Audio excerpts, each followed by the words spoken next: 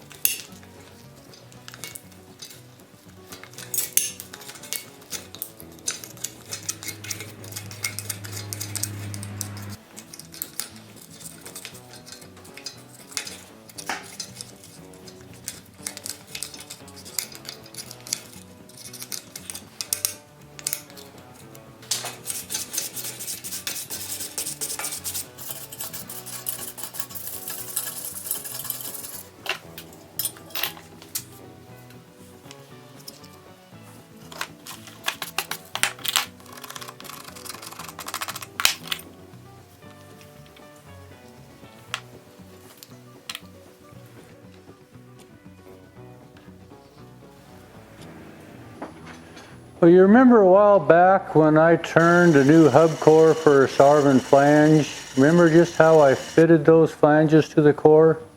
Well, this is what I looked for. So this is the Sarvin flange style. And you remember in that video, I'm looking for contact at this shoulder right here to this shoulder on the core. And then at this point here, on the outside end of this flange is where I want contact. This part in between, there's an open cavity there. There isn't contact with the flange. And the same thing goes with the back end. This part of the flange has contact here. This part of the flange has contact here. But this cavity between the two is an open cavity. And when you drill a hole straight through in this part of the flange, you're drilling right through this open cavity. And you put a grease zerk here, well, this whole cavity begins to fill up with grease. Well, as this boxing is pressed in, there's 2 points of contact also. The point of contact on the bell, and then there's fairly decent contact here where the fins are, but where the spokes come in, there's an open cavity, and then there's contact for the last inch, inch and a quarter on the small end of the boxing.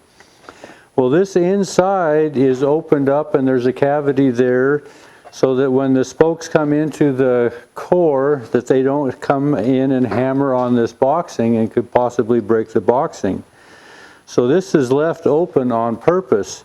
Well, when this boxing is bored straight through, it allows this cavity here also to fill up with grease. Well, this grease begins to permeate this whole inside core, as you saw on this wheel. How full of grease it was?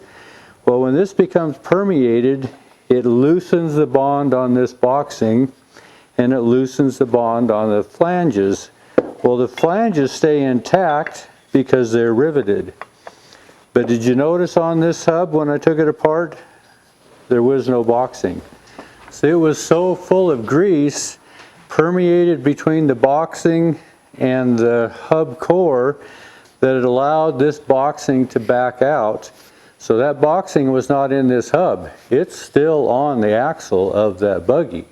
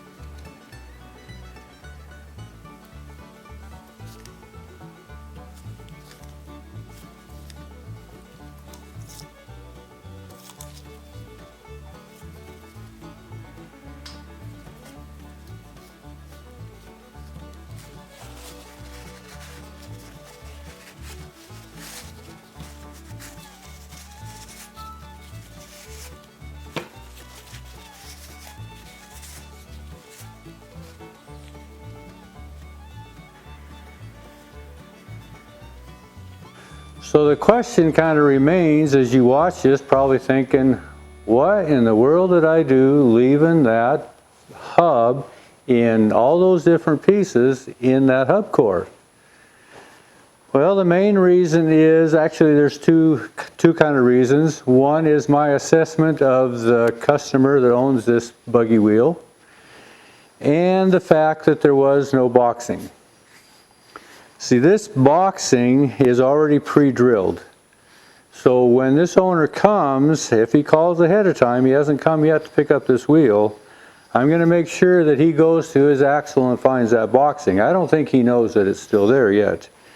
And so I can build this wheel, put that hub core back in those flanges like you watched me do, and I can take this boxing and I can rotate it 90 degrees and put these fins into fresh wood in that core. That inside core is still machined to fit this boxing, and it will take a tight fit. Now, where this has already been drilled for that hole for the grease fitting, it's going to be 90 degrees off, which is actually a good thing, because I'm going to talk to him about this. Get rid of those grease fittings. It's not that difficult to jack up the wheel, slide it out, put your grease on, put it back in.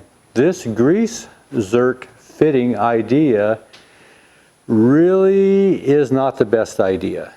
As I just explained, you're filling areas in that hub that should not be filled with grease.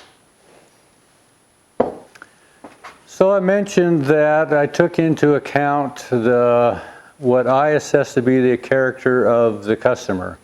He is what I would say is an old school cowboy type of guy.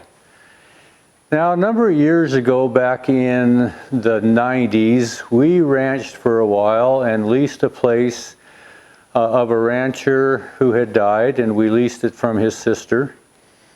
And as I got to know that place, I got to know the original owner of that ranch. He was an old school, old-time cowboy type of guy. You've heard the phrase, it's the cowboy way. Well, this place was put together the cowboy way. Hinges were made out of scrap wagon tires and bent old railroad ties and whatever could be conjured up. He made this place hold together. He made do with what he had, and I respected that and admired him for it. Well, this gentleman is of that same school. He's an old school, old-time cowboy type of guy who would say, in my estimation, doesn't have to be fancy, it's got to work, just get her done. And so that's what I assess this hub to be in that category. It wasn't broken apart to where there were pieces missing. There weren't big gaping holes. When I put it back together with glue and put the flanges on it, they were fairly snug. I added glue to the outside of the hub core to take up any kind of slack between the hub core and the flanges.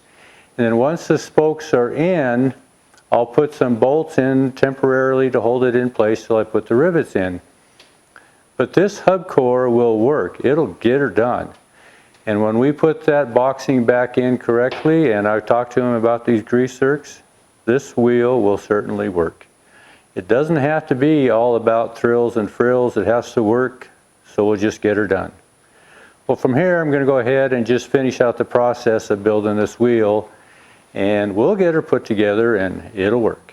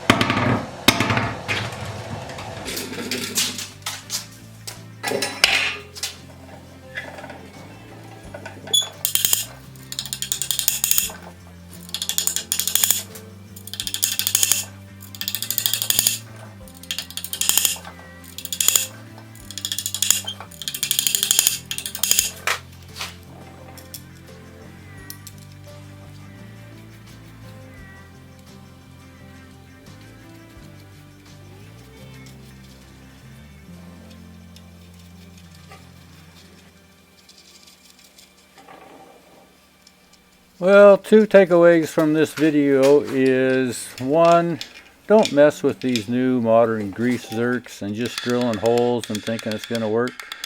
Just grease them the way they're supposed to. And secondly, not everything has to be brand new and ideal. Sometimes you just need to get her done. Thanks for watching.